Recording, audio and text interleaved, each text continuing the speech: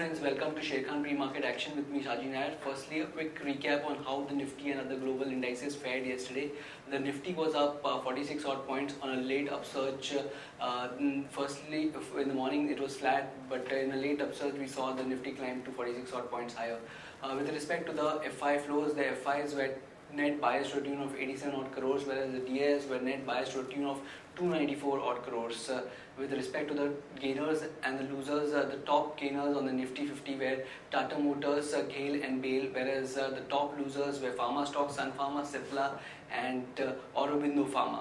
Now moving over to the European markets, the CAC was up 0.3%, whereas the DAX was up 0.2%, and the FTSE was up 0.5%, and Dow Jones was up around 0.4%.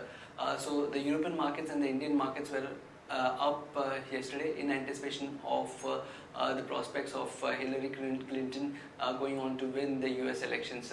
But what is happening today morning is a little bit different. And firstly, yesterday evening, the government has decided to scrap the 500 and 1,000 rupee notes from the midnight of yesterday. And also today morning, we have Trump leading in the US elections, so that has possibly a negative bearing on our markets, and we have SGX is around 250 odd points down today, so we would see a sharp negative opening in the markets with other Asian indices down as well. So now over to the derivative update.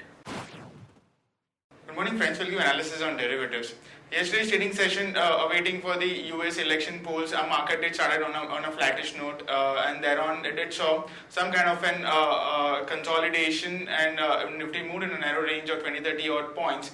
But it was in the last 1 hour of trades where Nifty accelerated its momentum and went higher, and eventually closed at with a gain of 0.5% at 8566.55. On the open interest terms, we have seen very minor addition, only around 2,000 shares were added in the open interest. Cost of carry, however, increased a bit from 6%. It was more or less same around 6 odd percent, that is Nifty premium more or less same around 22-23 odd points. However, there is not much of activity which was been observed in Nifty future in yesterday's trading session.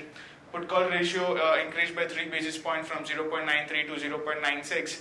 And volatility index was more or less same at around 16.77. However, it was been constantly accelerating and moved higher. On the option side, not major activity to highlight upon. 8,700, 8,800 call option have seen an addition of around 20% and 17% respectively. While on the put side, we have seen a significant amount of addition right from the 8,300 to 8,500 strike price. Ranging from 19%, around 19-20%. However, 8,200 put option is the highest in terms of open interest on the put side, while on the call side, 9,000 call option is the highest in terms of open interest. So all in all, we have seen an activity in the both call and put.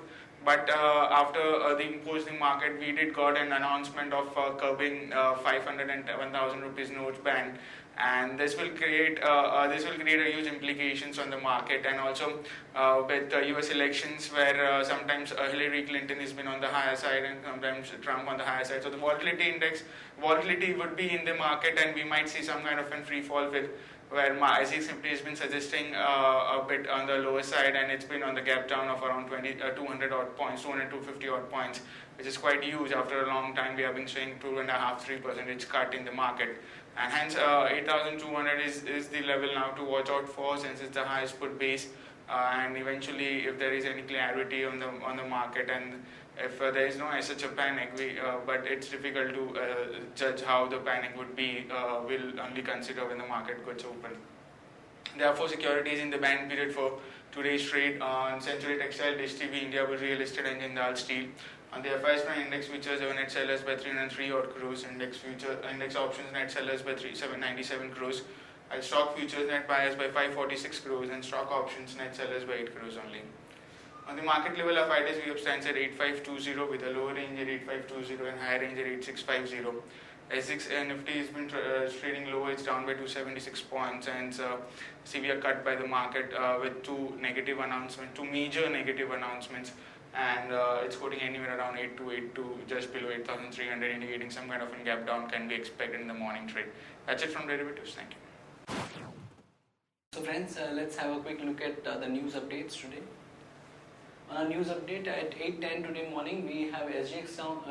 SGX Nifty is down around 250 odd points. This is the reaction on the results of US election panning out with Trump leading 137 versus Clinton of 104 seats. The mixed effect of the the US election results, as well as the short-term disruption that would follow post the scrapping of 500 and 1000 rupee note, that is probably playing on the markets today.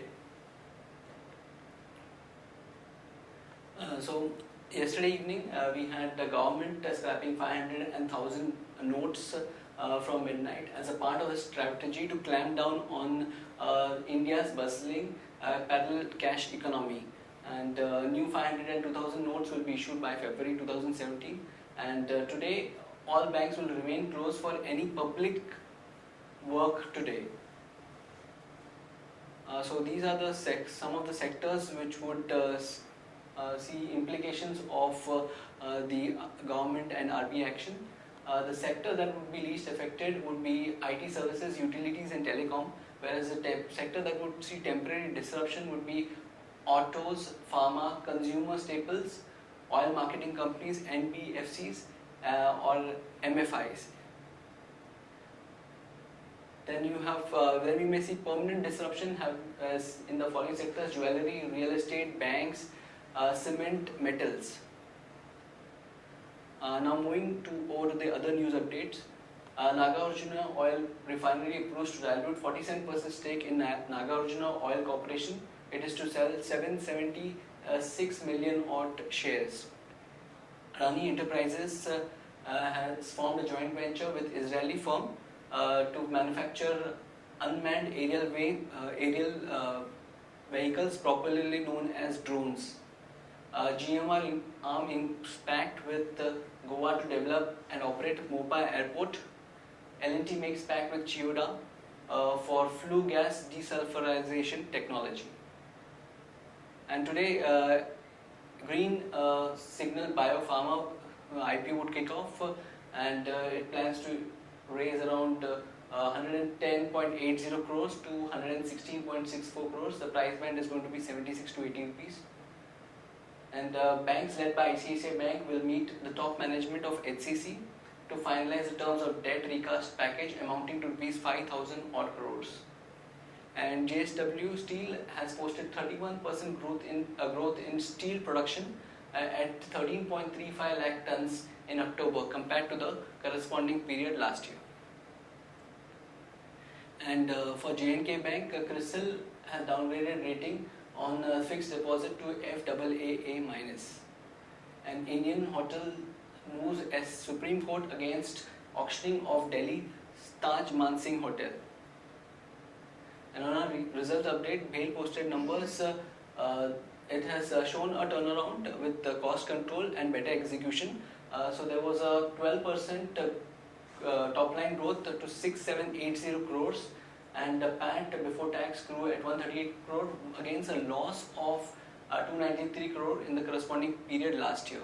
Bharat Forge also reported numbers. The numbers were down.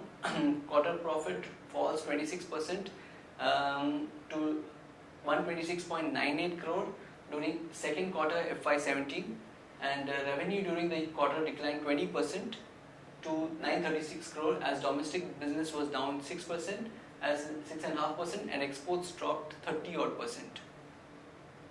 And on today's results, there are a number of companies that will be coming out with numbers, the second quarter numbers. Cipla, Lupin, Specialty Restaurants, Orbit Exports, Ramco, Apollo Tyres, Jamna Auto Industries, Rico Auto Industries, and Capital First. With respect to our investment ideas or advisory picks, one can consider investing in the following stocks: Apollo Tyres, Zydus Wellness, Navbharat Ventures, ABFRL, and IndusInd Bank. So friends, that's it from the pre-market action. Happy trading and happy investing.